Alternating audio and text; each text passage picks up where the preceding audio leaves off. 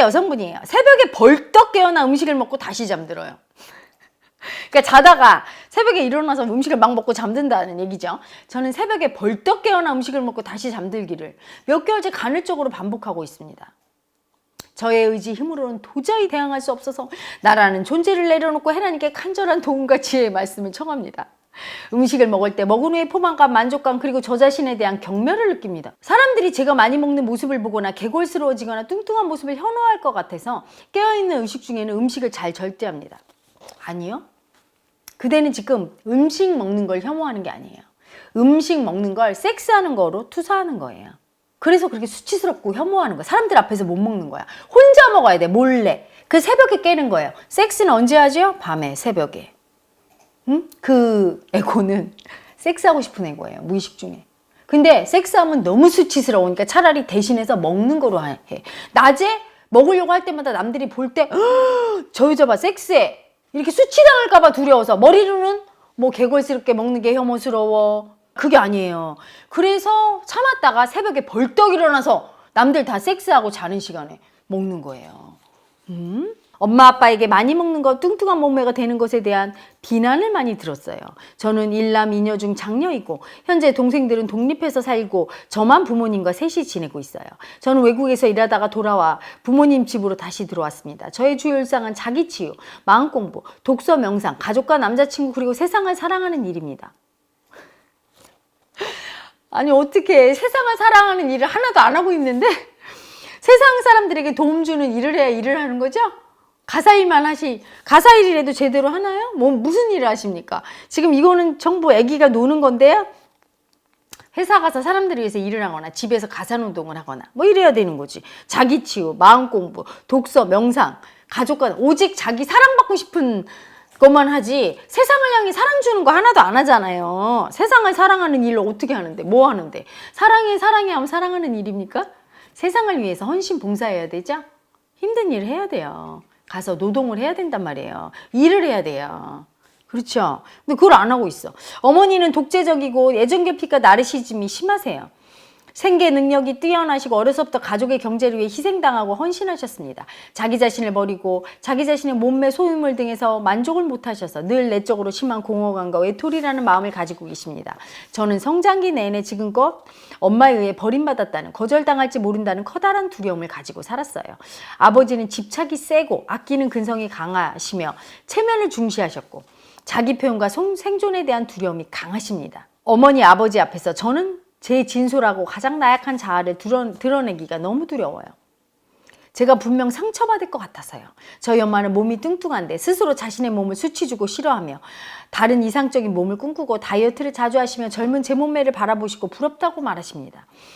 아버지는 얼굴에 상처가 있어서 더 낮은 단계의 장애 판정을 받았습니다. 저울로 태아 명상을 통해 태아 때 너 정상적인 외형이지 너 어디 하나 삐뚤게 생기면 안 돼 아가야. 너 예쁘고 잘생겨야지. 그래야 사랑받는다. 너 절대 뚱뚱해도 삐뚤게 생겨도 안 된다라는 소리를 자주 들은 것 같아요. 제 여동생은 중학생 때부터 강박적으로 다이어트를 하였고 통통했던 소녀가 지금은 마른 여자가 되었습니다. 제 남동생은 잘생겼다는 말을 많이 들었고 자신의 외모에 대한 자의식이 큽니다. 동생 둘 다 외모와 패션에 대한 센스가 발달하였어요. 저는 집안에서 엄마 앞에 갈 때도 가볍게 화장을 하고 단정한 모습으로 갑니다. 엄마가 바라보는 그 눈이 두려워요. 아버지, 남자친구, 여동생과 남동생 앞에서 갈 때는 맨얼굴과 흐트러진 모습으로도 나섭니다. 저는 왜 새벽에 깨어나 먹고 잠들기를 반복하는지 헤라님의 자애로운 지혜의 말씀 구합니다. 늘 좋은 말씀 한국인의 무의식 정화에 제격인해서 감사드립니다. 정말 고맙습니다. 인류를 위해 힘써 일하시는 헤라님과 모든 일꾼들에게 제 마음의 진실한 기도와 축복과 사랑을 보냅니다.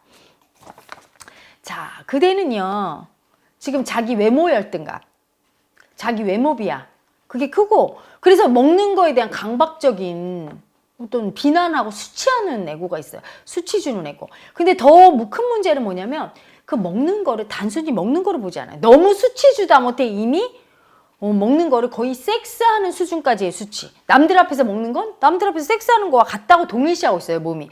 그러니까 조금만 먹고 많이 먹지 않아. 너무 수치스러워서. 분명히 성적으로 수치당한 애고가 있어요. 무의식 속에 성적으로. 예를 들면 어렸을 때 엄마 넌 여자애가 이렇게 못생겼니? 뭐라든가 성적 비하 바로. 그게 뭐예요? 성을 수치당한 거죠. 또는 자위 행위를 하다가 뭐 들켰다든가 또는 섹스에 관련한 어떤 심한 어떤 수치당한 경험 정보가 있다든가. 저 같은 경우는 태아 때 수치당한 경험이죠. 저희 엄마가 아빠와 처녀가 섹스를 해서 임신을 했어. 그래서 엄청 태아 때 수치를 당했어요. 그 수치당한 애고가 있으니까 저도 예전에는 거식과 폭식을 알았었어요. 왜냐하면 이 밥 먹는 게 너무 수치스러운 거예요. 저도 제가 이상했어요. 애들하고 밥 먹을 때 밥을 조금 먹다가 너무 수치스러우니까 나 배불러 이렇게 돼요. 근데 그러다 보니까 점점 배가 진짜 부른 것 같아. 제가 한참 마를 때는 아마 한 35kg? 38kg까지 재다가 무서워서 안 쟀어요. 더 내려간 거는 바늘을 못 보겠어요. 그래서 안 쟀지. 그렇게 내려간 적이 있고요. 그 다음에 미친 듯이 먹어요. 그때는 이제 이게 고장이 난 거지. 수치를 떠는 거죠. 막 먹어, 개걸스럽게. 그래서 50 몇 킬로까지 쪘었어. 54, 5, 57kg까지 갔나? 막 이런 하여튼 쪘어요. 그랬다 또 쫙 빠져갖고 막 40kg 막. 고식폭식. 그 왜 그럴까? 본능을 이길 수 없잖아. 밥은 먹어야 사는데. 동일시한 거죠. 섹스하는 여자는 수치스러운 여자예요. 왜? 섹스했다고. 그래서 저를 임신했다고 엄마가 외할머니한테 엄청 수치당하고 그때 제가 뱃속에서 당했거든요. 그래서 그걸 투사하는 거야, 자꾸. 내가 가장 수치스러운 것을 섹스로 투사하게 돼요. 성으로 수치당한 애고가 있으면 그대의 무의식 속에 그 애고가 있어요. 그 애고의 처리는 혼자 힘들죠. 엄마 앞에 갈 때는 왜 화장을 다 잘 하느냐. 엄마한테 수치당할까 봐. 그러니까 그대 무의식 속에는 분명히 엄마한테 수치당한 애고가 있는 거예요. 그래서 엄마한테 수치당할까 봐 너무 두려운 거야. 아버지나 다른 형제들한테 갈 땐 괜찮잖아요. 그렇죠? 근데 엄마한테 성적으로 수치당해서 너무너무 성적으로 수치스러우니까 그 수치심을 섹스와 동일시하는, 섹스가 수치스럽다고 생각하는 그 마음과 거의 동일시하는 그 애고가 있죠. 성적 수치당한 애고. 그래서 수치당할까봐 두려워서 포장하고 먹는 거를 극도로 수치스럽게 생각해서 섹스와 동일시해서 새벽에 깨어서 아무도 안 볼 때 먹고 자는 거예요. 그럼 아무도 모르겠지? 마치 사람들이 아무도 안 보는 밤에 둘이만 있을 때 새벽에 섹스하고 잠드는 거와 같은 거죠. 자, 여러분, 섹스도 사랑받고 싶은 마음이니까요. 그대가 너무너무 사랑받고 싶은데 엄마한테 수치당했거든요. 무의식 속에. 성적으로. 그래서 그 수치, 애고가 올라와서 수치당할까 봐 두려워서 날마다 몰래 사랑받겠다고, 몰래 섹스하겠다고 밤마다, 새벽마다 뭘 먹는 거예요. 무의식 속에 그 애고가. 그리고 엄마한테 갈 때는 수치당할까 봐 예쁘게 이렇게 화장하고 가고. 그래서 너무 사랑받고 싶은 자기 마음이 얼마나 너무너무 수치스럽다는 걸 인정해야 돼요.